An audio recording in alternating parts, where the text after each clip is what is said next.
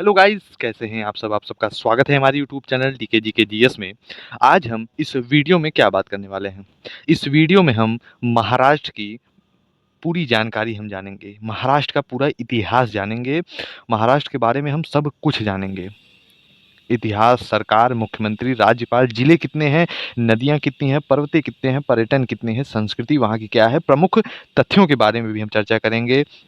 और प्राचीन काल में जो क्षेत्र वहाँ पे साम्राज्य का था, हिस्सा था, वो भी हम चर्चा करेंगे। एक-एक डिटेल में हम वीडियो में जानेंगे महाराष्ट्र के बारे में, तिनका-तिनका हम जानेंगे, ए टू ज़ेड जानकारी।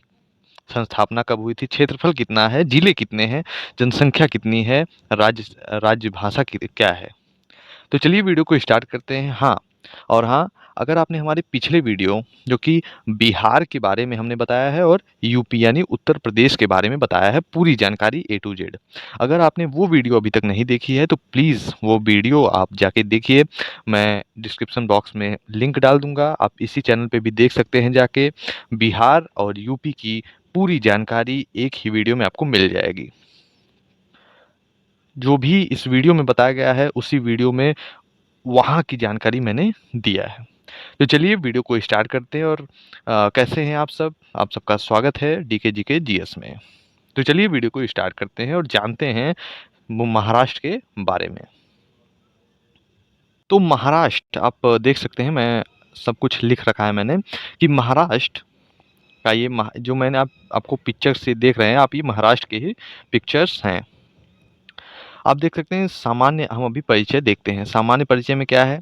महाराष्ट्र भारत के महाराष्ट्र भारत के पश्चिमी भाग में स्थित एक प्रमुख राज्य है।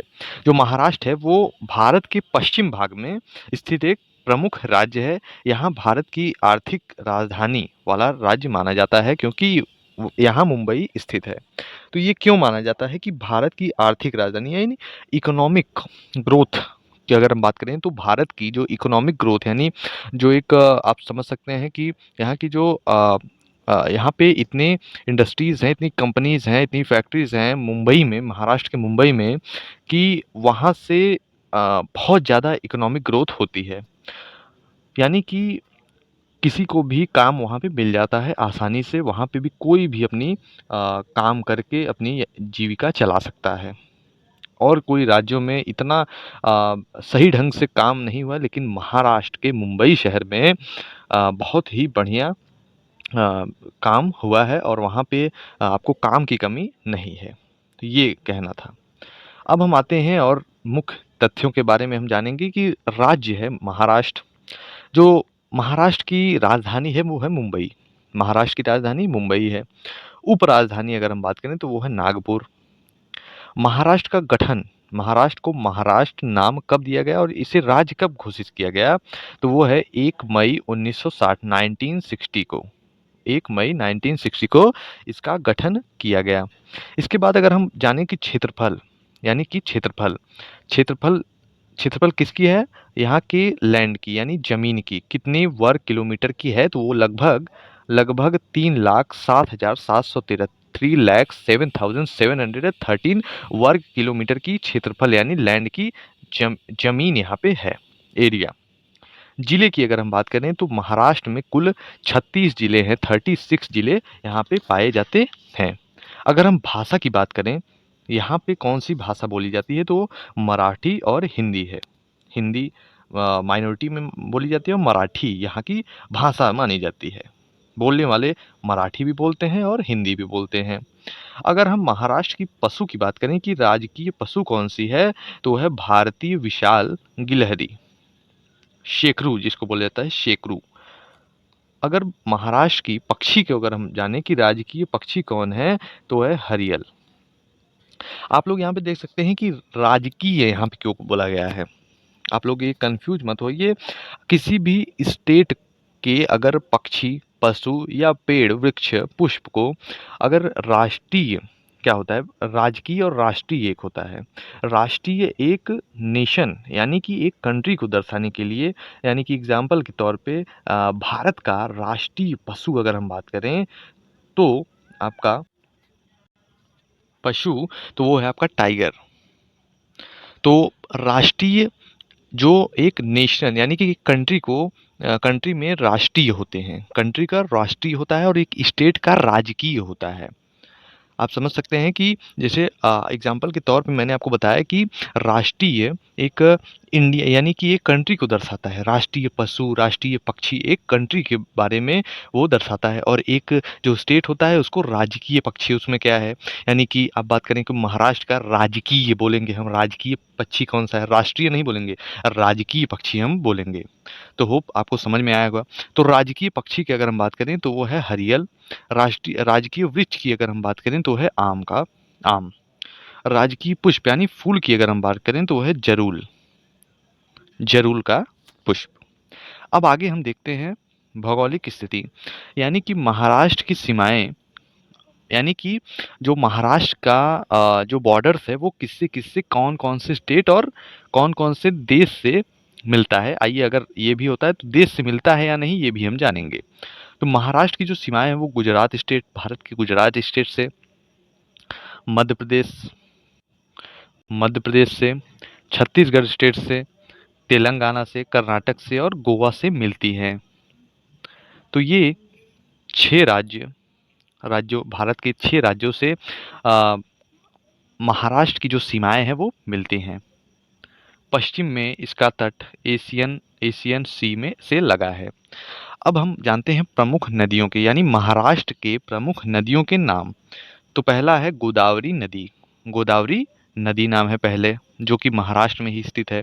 कृष्णा रिवर, इसके बाद ताप्ती रिवर, भीमा रिवर। अब आगे हम जानते हैं और कौन सी नदियां हैं। नदियों के आप नाम जरूर याद रखिएगा ये चारों। इसके बाद हम आते हैं इतिहास के बारे में। तो महाराष्ट्र का जो इतिहास है वो हम जानते हैं। महाराष्ट्र का इतिहास महान योद्धा छत्रपति शिवाजी महाराज से जुड़ा हुआ है। यानी कि जो महाराष्ट्र है उसका जो इतिहास है उससे महान योद्धा छत्रपति शिवाजी महाराज से जुड़ा हुआ है। उन्होंने मराठा मराठा साम्राज्य की स्थापना की और भारतीय इतिहास में महत्वपूर्ण योगदान दिया है। स्थलों की बात करें तो आप लोग ये देख सकते हैं पिक्चर्स। अब आगे हम बात करते हैं प्रमुख पर्यटन स्थलों की, यानी कि कुछ महत्वपूर्ण जगहों के बारे में अगर हम चर्चा करें तो वो जानते हैं। पहला है आपका gateway of India. Gateway of India जो कि कहाँ पे स्थित है, मुंबई के प्रसिद्ध ऐतिहासिक स्मारक बोला जाता है। मुंबई की प्रसिद्ध ऐतिहासिक स्मारक बोला जाता है गेटवे ऑफ इंडिया को। इसके बाद दूसरे नंबर पे है अजंता केव्स। यूनेस्को विश्व धरोहर स्थल बौद्ध गुफाओं के लिए प्रसिद्ध माना जाता है। इसके बाद हम जानते हैं तीसरा है आपका इलोरा केव्स, जो कि हिंदू, बौद्ध और जैन गुफा मंदिरों का अद्भुत समूह है। अब इसके बाद चौथे नंबर पे है पुणे। पुणे शिक्षा और आईटी उद्योग का प्रमुख केंद्र है महाराष्ट्र में। इसके बाद पांचवें नंबर पे आपका नासिक। नासिक भी महाराष्ट्र में ही स्थित है। कुंभ मेले के लिए प्रसिद्ध है नासिक। अर्थव्यवस्था की अगर हम बात करें तो महाराष्ट्र भारत की सबसे बड़ी राज्य अर्थव्यवस्था में से एक माना जाता है। महाराष्ट्र जो है वो भारत की सबसे बड़ी राज्य अर्थव्यवस्था में से एक माना जाता है।